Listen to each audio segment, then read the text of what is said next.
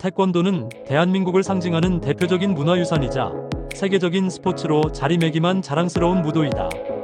전 세계 수많은 수련인이 태권도를 통해 심신을 단련하고 한국의 정신을 배우고 있으며, 그 중심에는 태권도의 가치와 기술을 현장에서 직접 전수하는 사범 지도자들이 존재한다.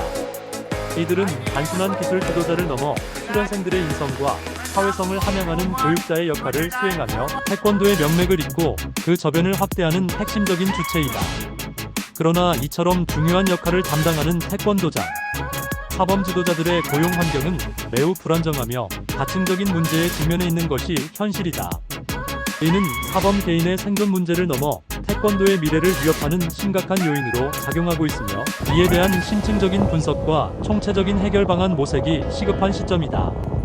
한국 태권도장 사범 지도자가 겪는 고용 문제는 특정 단일 원인에서 비롯된 것이 아니라 인구 구조의 변화, 과도한 경쟁, 교육 패러다임의 전환, 직업 안정성의 부재 등 사회, 경제, 교육, 문화적 요인이 복합적으로 얽혀있는 고질적인 난제이다. 가장 근본적인 문제는 태권도장의 수입원이 아동 및 청소년 수련생에 극도로 편중된 기형적인 구조에서 기인한다. 대한민국의 심각한 저출산 현상은 태권도장 경영의 직격탄이 되고 있다. 학령 인구의 절대적인 감소는 잠재적 수련생의 총량이 줄어드는 것을 의미하며, 이는 곧바로 도장의 수입 감소로 이어진다. 과거처럼 동네마다 아이들의 함성으로 가득 찼던 시절과 달리 이제는 한정된 수의 아동을 유치하기 위해 수많은 도장이 무한 경쟁을 벌여야 하는 상황에 내몰린 것이다.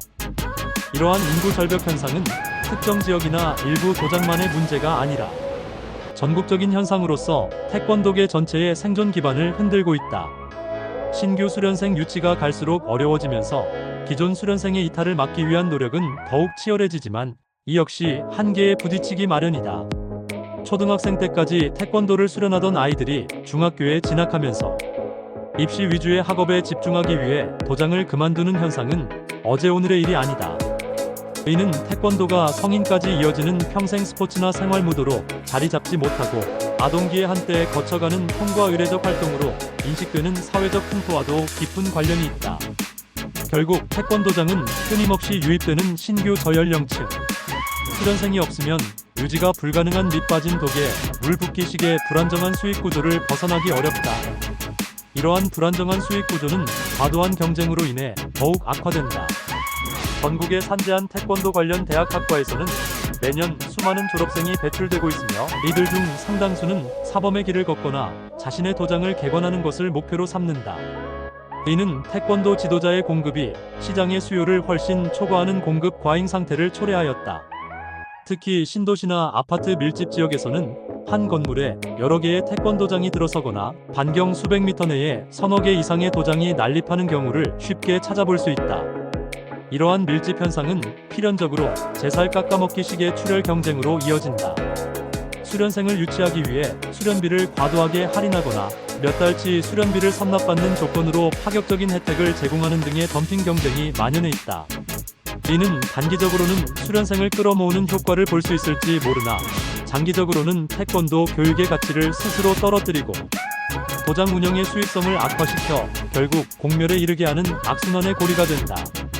또한 경쟁 도장을 비방하거나 무리한 마케팅을 펼치는 등 시장 질서를 교란하는 행위도 빈번하게 발생하여 태권도계 전체의 이미지를 훼손시키기도 한다.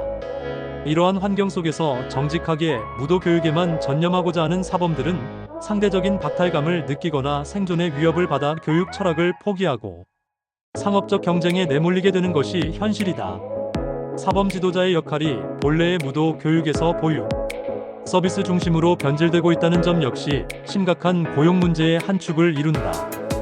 맞벌이 가정이 보편화되고 저학년 아동의 돌봄 수요가 증가하면서 많은 학부모는 태권도장을 단순한 무도 수련 공간이 아닌 안심하고 아이를 맡길 수 있는 보육기관으로 인식하는 경향이 짙어졌다.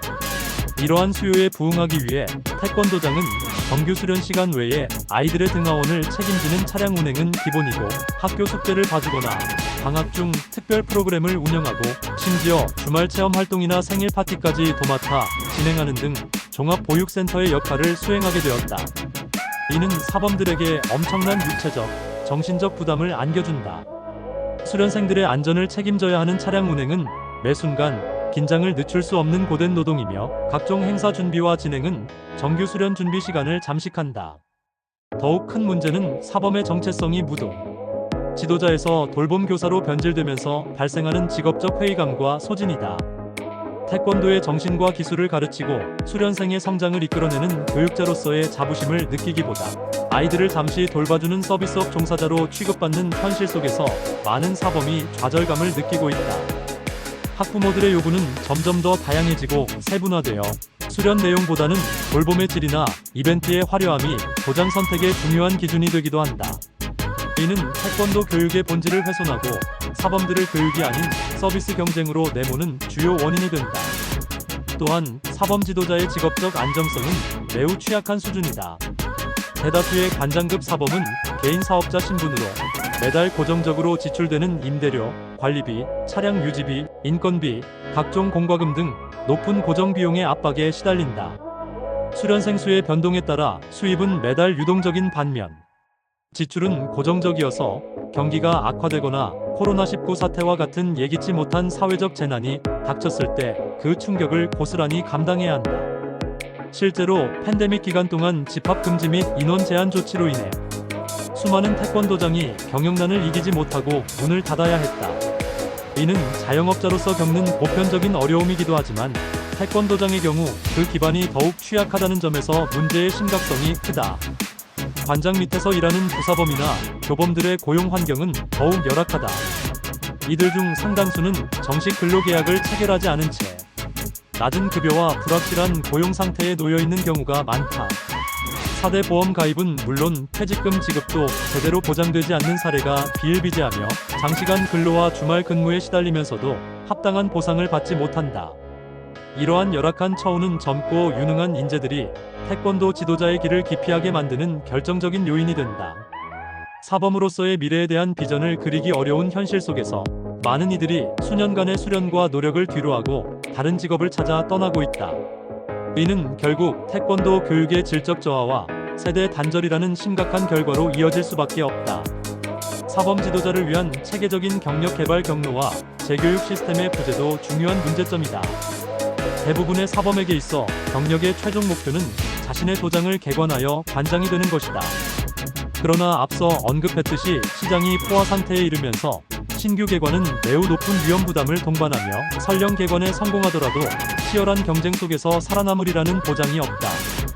관장이 되지 못한 부사범들은 나이가 들어감에 따라 입지가 더욱 좁아진다.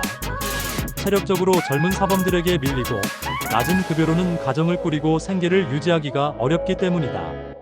태권도 사범 외에 그들의 전문성을 살릴 수 있는 대체의 직업이나 경력 전환의 기회는 매우 제한적이다. 국기원이나 대한태권도협회와 같은 중앙 조직의 역할이 중요하지만 일선 사범들의 고용 안정과 직결되는 정책 개발이나 실질적인 지원 사업은 미흡하다는 비판의 목소리가 높다. 사범 자격증 취득 이후에 보수 교육이나 시대 변화에 맞는 교수법, 도장 경영, 아동 심리, 마케팅 등에 대한 전문적인 재교육 프로그램이 체계적으로 제공되지 않아 사범 개개인이 박자도생하며 변화하는 환경에 적응해야 하는 부담을 안고 있다. 이는 사범들의 전문성 향상을 저해하고 태권도 교육이 시대의 흐름에 뒤처지게 만드는 원인이 되기도 한다.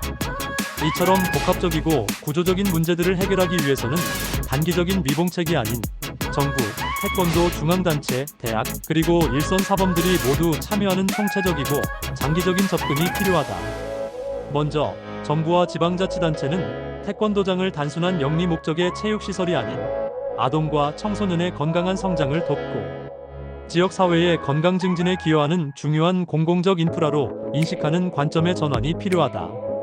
저출산 위기 극복과 아동 돌봄 문제 해결이라는 국가적 과제에 태권도장이 기여할 수 있는 잠재력을 인정하고 이를 정책적으로 지원해야 한다.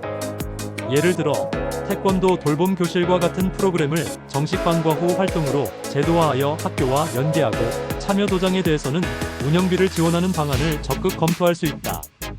또한 영세 자영업자인 태권도장 관장들을 위해 저금리 정책 자금 융자를 확대하고 경영 컨설팅을 지원하며 4대 보험료 부담을 경감해주는 등의 실질적인 소상공인 지원책을 강화해야 한다. 이는 사범들이 과도한 상업적 경쟁에서 벗어나 교육의 본질에 집중할 수 있는 최소한의 안전망을 제공해 줄 것이다. 대한태권도협회나 국기원과 같은 중앙 조직은 사범들의 권익 보호와 직업 안정성 강화를 위한 실질적인 행동에 나서야 한다. 첫째, 과도한 도장 난립을 막고 건전한 시장 질서를 확립하기 위한 제도적 장치를 마련해야 한다. 이는 지역별 총량제와 같이 민감하고 어려운 문제일 수 있으나 최소한 신규 도장 개설 시 인근 도장과의 거리 제한 규정이나 시설 기준을 강화하고 불공정 경쟁 행위에 대한 엄격한 제재 기준을 마련하여 시행하는 등의 노력이 필요하다.